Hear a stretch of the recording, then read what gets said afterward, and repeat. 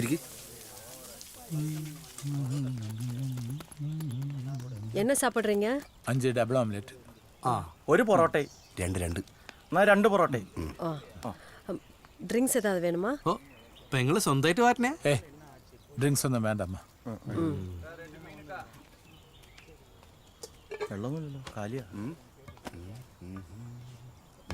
ഞാൻ ഗുണമുള്ള ഒരു ഐഡിയ പറയട്ടെ.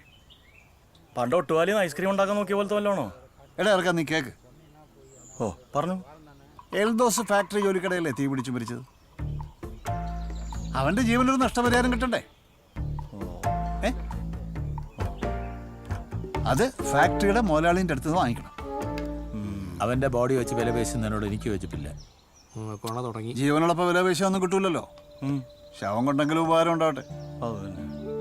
പക്ഷേ കിട്ടുന്നതിൽ 1 രൂപ പോലും എടുക്കാൻ ഞാൻ ആരെയും സമ്മതിക്കില്ല.